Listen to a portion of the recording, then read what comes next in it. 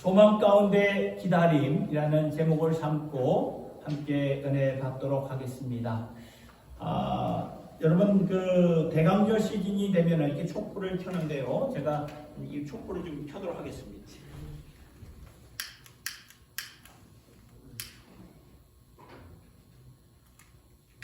오늘부터 성탄절까지 4주가 있기 때문에 이렇게 오늘부터 해서 한 주 한 주 이렇게 초를 켜게 됩니다.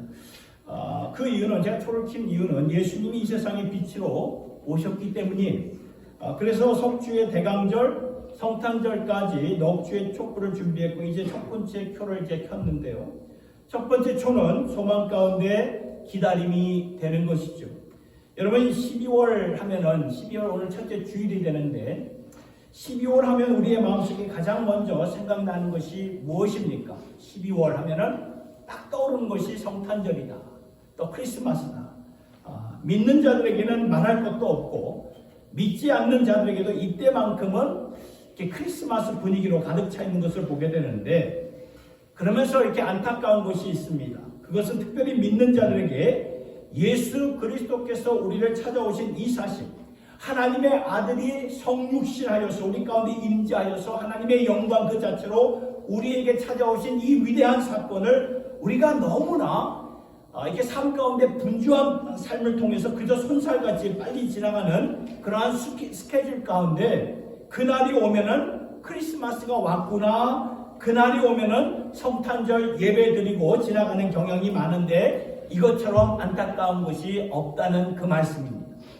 여러분 전통적으로 기독교 역사를 보면은 교회들마다 주님이 오시는 이 시즌, 대강절의 시즌, 강림절을 두고 항상 4주 내지 5주 정도 예배를 드리면서 성탄절을 준비하고 주님이 오시는 그 의미를 망각하고 마음을 열어서 주님이 오시는 그 길을 마음으로 또 미리 마음으로 또 영성으로 그 길을 예비하면서 예수 그리스도를 맞이했다는 것을 우리는 아셔야 된다는 거죠. 그런데 오늘의 시대를 보면은 저 자신도 보면 너무나 분주하게 이렇게 바쁜 기쁜 절기를 우리가 그냥 이렇게 지나가는 나 중심으로 지나가는 경우가 많다는 거죠. 우리 한번 요 사이 우리의 스케줄을 한번 돌아보시기 바랍니다. 학생들은 어떨까요? 이맘때가 되면은 학기 말 시험 때문에 정신이 없죠. 그래서 제 아들을 보면은 참 정신이 없어 하는 그런 이 녀석을 보게 됩니다. 뭐 페이퍼 쓰고 에세이 쓰고 대학 입학 원서 집어넣고 시험 보고 뭐 정신이 없어요. 정신이 없이 막 달려가다가 이 성탄절 예배 드리는 그런 분위기가 되었다는 거죠. 비즈니스는 어떠합니까? 이때가 되면 굉장히 분주하죠. 장사가 잘 안 되더라도 이 크리스마스 시즌, 이 시즌만 잘 살리면은 흑자로 한 해를 마감할 수 있는 때라고 하면서 이때처럼 비즈니스가 분주하게 돌아갈 때가 없죠. 교회는 어떠한가요? 1년을 마감하면서 재정을 정리하고 우리의 사역을 정리하고 또 내년을 준비하고 바쁩니다. 분주합니다. 그러면서 우리는 크리스마스의 깊은 의미를 이렇게 알게 모르게 이렇게 형식적으로 지나갈 때가 너무나 많다는 거죠. 준비 안 된 상태로 그냥 그날이 와서 예배드리고 지나가는 크리스마스 성탄의 예배가 될 수 있다는 것입니다. 그래서 저는 준비된 상태를 가지고 성탄절을 맞이하고 싶은 것이에요. 특별히 금년에는 12월 25일이 주일이 되기 때문에 그 날을 주일로 맞이하는 이때에 12월 이 첫째 주일부터 전체를 통하여서 우리가 주일 예배를 통하여서 그리고 대강절의 의미를 같이 준비하고 기억하고 마음 문을 활짝 열어서 온 세상에 빛으로 오시고 소망으로 오신 예수님을 의미 깊게 만날 수 있는 저와 여러분의 삶이 될 수 있기를 예수님의 이름으로 축원합니다. 대강절 첫 번째 메시지는 오늘 여러분 보시다시피 소망 가운데 기다림입니다. 여러분 구약시대의 백성들은 아픔과 절망과 노예로 살면서 항상 고대하고 기다렸던 분이 하나님의 메시아 예수 그리스도였어요.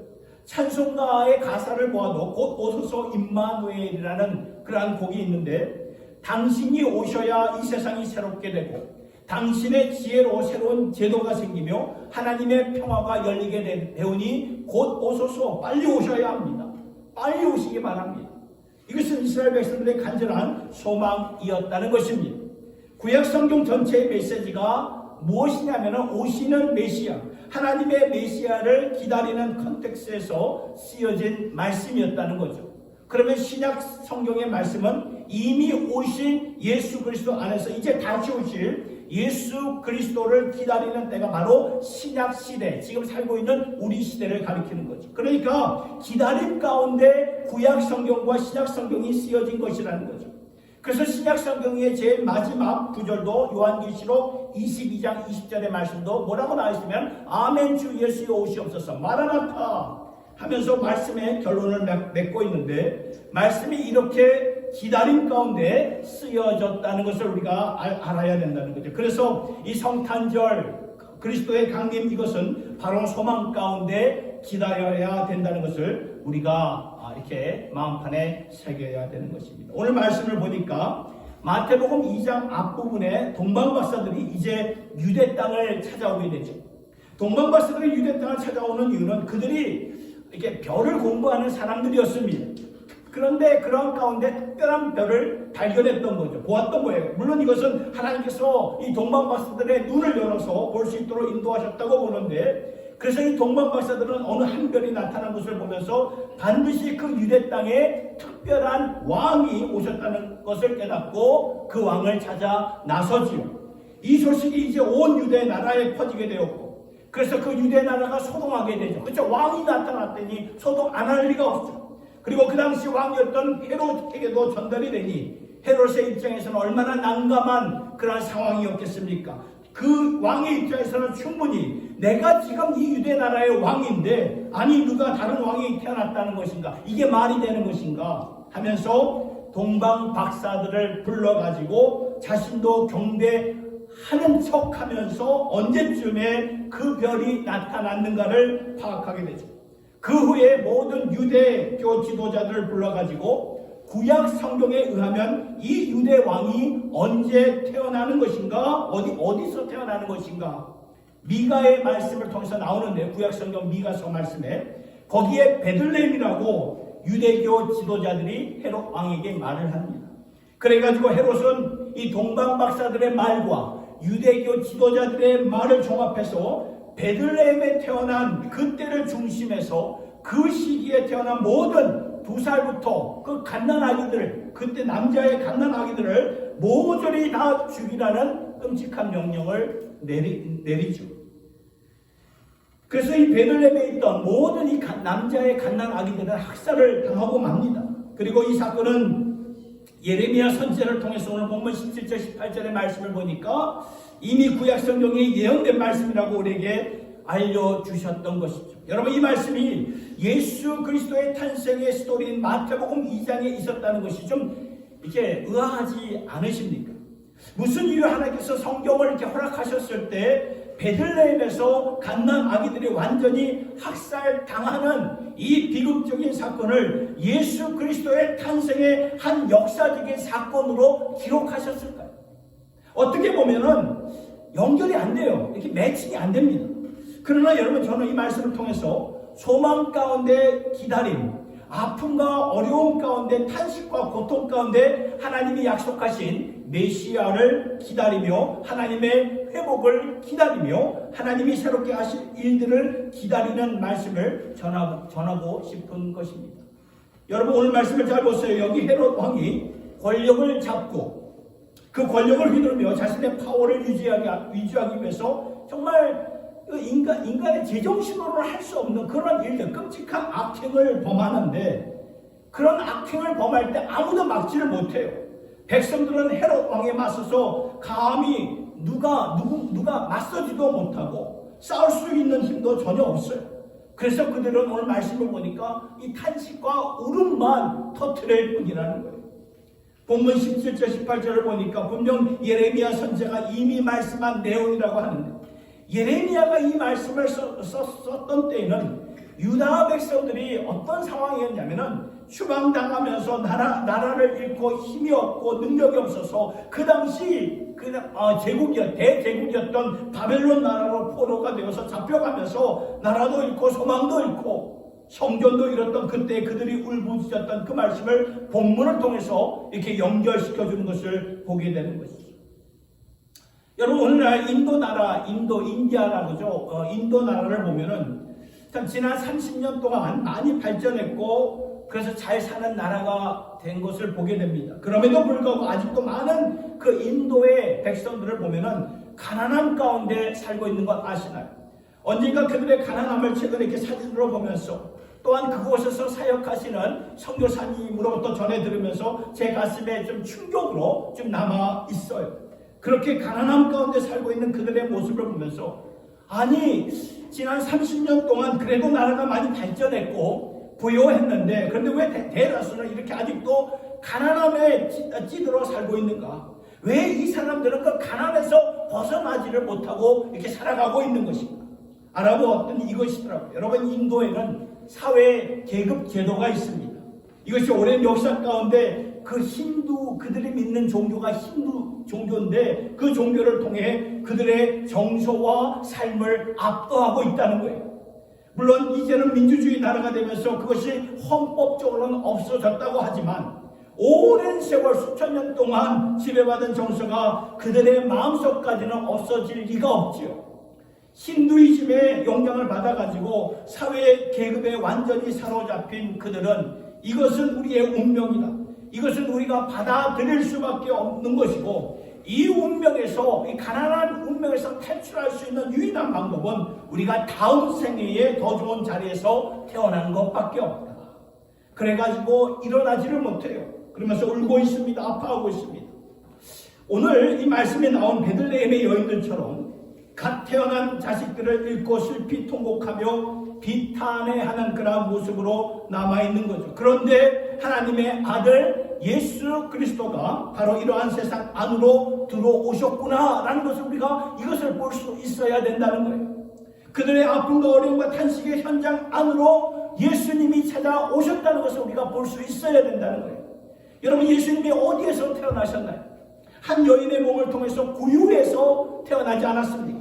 이것은 우리 그 당시 유대 백성들이 유다의 그 이스라엘 백성들이 전혀 예측하지 못하고 기대하지 못했던 거예요. 왜냐하면 저들이 기대했던 메시아는 모세처럼 430년 동안 애굽 나라 그 바로왕 밑에서 종살이하고 있던 그 백성들을 해방시켜준 그 모세와 같은 카리스마틱한 그런 위대한 지도자를 기다렸던 거죠. 아니면 다윗처럼 이스라엘을 둘러싼 적들을 보호해주고 그들로 하여금 승리를 거두게 했던 그러한 영광스러운 왕과 같은 그러한 자를 이스라엘 백성들이 기대했던 거예요. 그렇기 때문에 예수님이 한 여인의 몸을 통해서 구유에 태어난 그 사실에 대해서 그들은 절대로 자신들의 메시아라고 받아들일 수가 없었던 거죠. 그리고 예수님이 자라신 곳은 나사렛이었어요. 아무도 인정하지 않은 아주 리틀타운 자그마한 동네였습니다. 그래서 요한복음 1장 46절의 말씀을 보니까 사람들이 뭐라고 했냐면은 나사렛에서 무슨 선한 것이 날 수 있느냐라고 말할 정도로 그러니까 인정하지 않았다는 거예요. 그러나 성경의 포인트는 우리 주님이 높은 정치나 리더십이나 카리스마스로 우리에게 오신 것이 아니라 우리의 아픔 속으로 가난함 속으로 탄식 속으로 찾아오셨다는 것입니다. 이러한 자리로 우리에게 찾아오셨다는 것은 엄청난 의미가 있는 것을 말해줍니다. 예수님이 낮고 낮은 자리, 천한 자리에 태어나신 것은 그리고 그 피 애굽으로 오늘 말씀을 보니까 애굽으로 피해야 하는 그러한 순환 가운데 오셨다는 것은 우리와 함께 아픔 가운데 오셔서 그 가운데 하나님의 해결책을 갖고 오셨다는 것이죠. 이 사실을 터득한 사도 바울은 고린도전서 1장 22절과 24절을 통해서 이렇게 말씀하고 있어요. 유대인은 표적을 구하고 헬라인은 지혜를 찾으나 우리는 십자가에 못 박힌 그리스도를 전하니 유대인에게는 꺼리끼는 것이요 이방인에게는 미련한 것이로되 오직 부르심을 입은 자들에게는 유대인이나 헬라인이라 그리스도는 하나님의 능력이요 하나님의 지혜입니다. 여러분 사도 바울은 유대인이었어요. 사도 바울만큼이나 구약 성경과 예언서에 전문적인 지식을 갖고 있었던 자 아무도 없었어요. 그만큼 탁월한 자였죠. 학자였고 지식인이었는데 그가 어느 순간 하나님의 그 지혜를 터득하게 되죠. 왜 예수 그리스도가 이러한 자리로 오셔야만 됐는가? 왜 예수 그리스도가 이러한 몸을 입고 오셔야만 되었는가를 깨닫게 되었던 것입니다. 말씀을 보니까 유대인들이 구했던 것은 능력이었습니다. 모세와 다윗과 같이 능력 있게 카리스마틱하게 앞에서 백성들을 이끌어줄 수 있는 파워풀한 그런 리더를 기다렸던 거죠.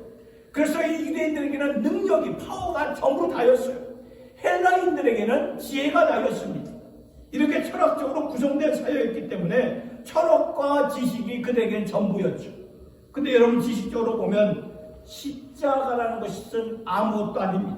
미련한 거예요. 십자가에 무슨 능력이 있겠습니까? 연약한 뿐입니다. 그런데 사도 바울은 여기에 하나님의 지혜가 있고 여기에 하나님의 능력이 있구나. 왜 그럴까요? 그 이유는 그리스도의 십자가를 통해서 죄 문제가 해결되기 때문입니다. 보세요. 능력으로 죄 문제가 해결되지 않아요. 능력 아무리 파워가 있어도 죄 문제 해결되지 않습니다. 지혜로 죄 문제가 해결되지 않아요. 죄라는 것은 무엇입니까? 이 세상의 모든 절망과 아픔과 어둠과 부정과 부패의 원인이 죄인데, 이 죄를 완전히 도말할 수 있는 것이 예수 십자가의 그 사역이라는 것을 바울이 깨달았던 거예요. 만일 예수님이 능력을, 파워를 갖고 오셨다면 단번에 그 헤롯 왕을 물리칠 수 있었겠지요. 만일 예수님이 그런 박식한 지식을 갖고 오셨다면 헤롯의 그 우둔한 것, 미련한 것을 끄집어내어서 그 자리에서 내칠 수 있었겠지요. 헤롯을 그 자리에서 끌어내렸다면 아마도 베들레헴에서 이러한 끔찍한 학살은 일어나지 않았을 것이라는 것이 저의 생각이에요. 그러나 보세요. 그러한 헤롯을, 끔찍한 악행을 저질렀던 헤롯을 제거했다면 그 후에 제2의 제3의 헤롯이 안 나타날까요? 아니라는 거죠. 역사는 우리에게 그렇게 알려주고 있지 않다는 것입니다. 우리가 역사를 공부해 보았듯이 불란서 대혁명이 18세기 마지막 부분 1790년도에 일어났을 때 그 불란서 파리가 완전히 뒤집혀졌죠. 오랫동안 부정부패의 상징이었던 그 파리의 왕권이 완전히 파멸됩니다. 그러면서 서민들이 들고 일어나 정권을 잡았는데 그 가운데서 누가 나왔나요? 나폴레옹이라는 독재자가 나오지 않았습니까? 그 어느 때보다 더 지독하고 파워풀한 독재자였던 나폴레옹이 나와 처음에는 나라를 승리로 이끌었지만 나중에 보니까 그 나라를 파멸과 가난으로 이끌었던 자가 되지 않았습니까? 러시아 역사를 보세요. 러시아 군주들이 부패했어요. 부요함과 부패와 부정으로 정권을 다스렸기 때문에, 그래서 이거를 보다 못한 그런 서민들이 들고 일어나서 부패한 정권을 뒤엎고 그 자리에 대신 누가 들어섰나요? 볼셰비크 정권이 들어서지 않았습니까? 이 볼셰비크 정권을 통해서 누가 나왔나요? 스탈린이라는 그 괴물 같은 자가 나오지 않았습니까? 어마어마한 사람들을 죽였어요. 자신의 정권을 유지하기 위해서 말입니다. 여러분, 이 스탈린의 친딸이 지금부터 한 10년 전에 이제 죽었는데 그 딸이 남긴 자서전을 보니까 아버지를 설명할 때 그는 내 아버지는 항상 두려움에 차여 있던 자였다. 그러니까 독재자들이 그래요. 그 정권을 유지하기 위해서 사람들을 항상 의심하면서 수상히 여기면서 항상 두려움에 사로잡힌 자. 그러면서 많은 사람들을 이렇게 죽였다는 거예요.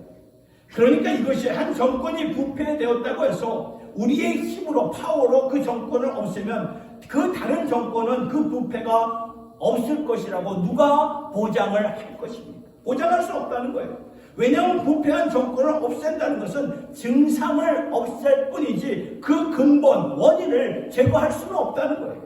근본은 무엇입니까? 죄라는 거예요. 성경에서는 죄라고 말씀하고 있습니다.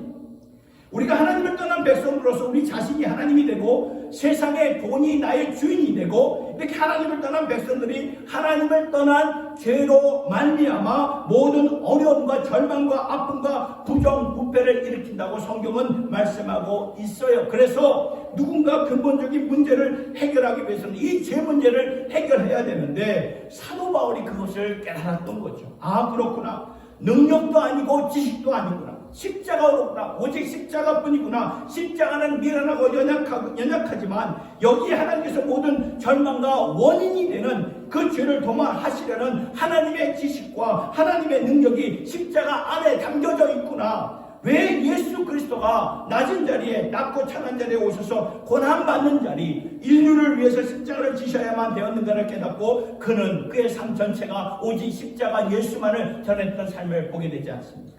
그렇다면 오늘 우리가 이 말씀을 전체적인 성경의 눈으로 보았을 때 백성들이 고통 가운데 부르짖고 기다리고 어떻게든지 간에 아픔과 고난 속에서 건져달라고 그들이 간절히 바랬을 때 하나님께서는 당신의 아들 예수 그리스도를 이 세상에 보내셔서 헤롯을 제거하신 것이 아니라 근본인 죄를 도말하심으로 말미암아 시작된 하나님의 나라가 영혼들이 구원을 받고 세워지는 이 시점으로 말미암아 장차 하나님이 온전히 주실 평화와 기쁨과 정의와 소망, 이 모든 것을 바라보게 하셨다는 것입니다.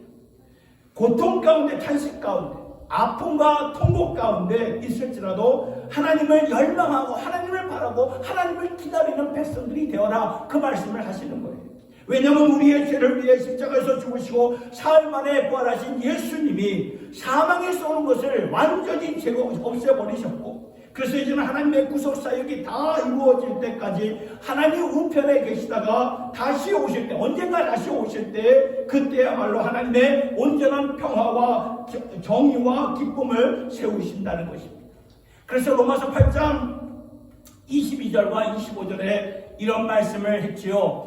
피조물이 다 이제까지 함께 탄식하며 함께 고통하는 것을 우리가 아나니 이뿐 아니라 또한 우리의 곧 성령의 처음 익은 열매를 받은 우리까지도 속으로 탄식하여 양자 될 것 곧 몸의 구속을 기다리느니라. 우리가 소망으로 구원을 얻었음에 보이는 소망이 아니니 보는 것을 누가 바라리요? 만일 우리가 보지 못한 것을 바라면 참음으로 기다리지니라. 여러분, 이 말씀을 잘 보면 오늘날 피조물이 탄식한다고 사도 바울은 고백하고 있습니다. 왜 그럴까요? 피조물 자연세계의, 이 자연세계의 중심으로 하나님께서는 사람을, 우리들을 세워주셨어요. 사람들에게 이 모든 자연과 피조물을 다스릴 수 있는 특권을, 대표성을 허락해 주셨다는 말이에요. 그런데 사람이 하나님을 떠났을 때 죄로 인하여 그들이 지배받고 있는 온 자연이 함께 타락하였고 함께 저주를 받게 되었던 거예요. 그래서 창세기 3장의 말씀을 보니까 사람들이 저주를 받음으로 말미암아 땅에서 가시동물도 나오는 것이고, 땅에서, 오늘날 땅에서 지진도 생기는 것이고, 쓰나미도 생기는 것이고, 땅에 열병과 질병도 생기는 것이고, 전염병도 생기는 것이고, 땅 전체가 탄식하는 거예요. 죄가 들어왔기 때문에. 그런데 이 죄가 들어온 이 세상이 언젠가 회복될 것을 기다리라고 하는데 그때가 언제인가? 로마서 8장 23절의 말씀을 보니까 이렇게 나와 있어요. 23절의 이 말씀이죠. 하나님의 아들들이, 그 양자들이 온전히 나타날 때, 그러니까 하나님의 모든 구속 사역이 완성될 때 하나님께서 이루시고자 하는 모든 백성들이 구원을 다 받아가지고 예수님이 다시 오실 때 죄로 빗나간 저주받은 이 세상이 이제 온전한, 완전히 회복이 된다는 그 말씀. 이때까지 피조물들은 기다리라, 그 말씀을 기다리라.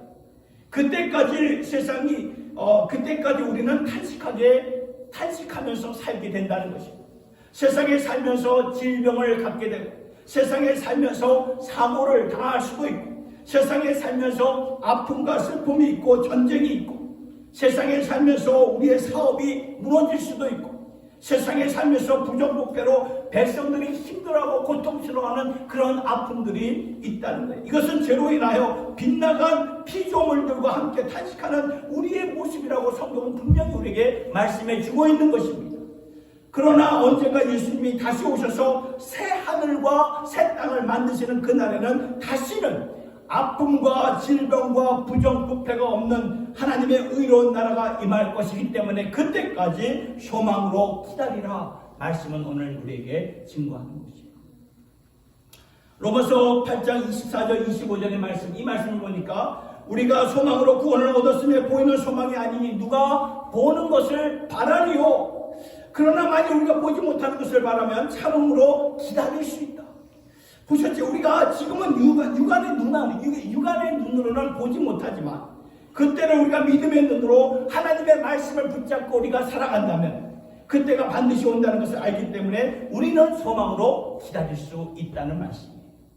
이것이 성경 말씀입니다. 따라서 우리가 살아가는 동안 낙심하지 않으려면 보이는 소망이 아니라 우리가 보지 못하는 것을 바라보면서 소망으로 기다리셔야 된다는 것입니다. 이것이 오늘 우리에게 본문을 통해서 분명하게 알려주시는 것이죠. 그래서 제가 말씀을 시작하면서 이렇게 촛불을 켰어요. 예수님께서 빛으로 우리를 찾아오셨기 때문에 그 주님의 빛이 오늘도 내 심령 안에서 꺼지지 않고 계속 소망으로 타고 있다는 것을 말해주고 있는 것입니다. 사랑하는 성도 여러분, 오늘 여러분의 심령에 불이 꺼져 있습니까? 오늘도 낙심하면서 오셨습니까? 절망하면서 오셨습니까? 오늘도 남들이 모르는 그러한 아픔 가운데 오셨습니까? 오늘도 두려움의 눈물 가운데 흘리고 있습니까? 그 울음소리, 탄식소리 우리 주님이 듣고 들으신다는 거예요. 그래서 이곳에 올 때는 아픔과 낙심 가운데 왔는지 모르겠지만 오늘 주님의 대강절 첫 번째 메시지, 우리의 상황과 환경은 아직 변하지 않았을지라도 확실히 변한 것이 있습니다. 그것이 뭡니까? 우리의 마음속에 주님을 향한 그 불빛이 비춰지고 있다는 거예요. 그러니 여러분 절대로 포기하지 마시기 바랍니다. 주님이 포기하지 않으셨는데 왜 포기하십니까? 주저앉지 마세요. 주님이 함께하는데 왜 주저앉으십니까? 주저앉지 마시고 포기하지 마시고 낙심하지 마시고 우리를 찾아오신 주님과 함께 그분이 남겨주신 이 불빛을 우리의 심령 속에 믿음으로 간직하시고 소망을 가지고 주님을 기다릴 수 있는 저와 여러분의 삶이 될 수 있기를 예수님의 이름으로 축원합니다. 기도하겠습니다. 하나님 아버지, 우리 안에 우리는 꺼져 있는 불을 가지고 왔지만 오늘 소망의 기다림과 함께 다시 한번 그 믿음의 불을 붙입니다.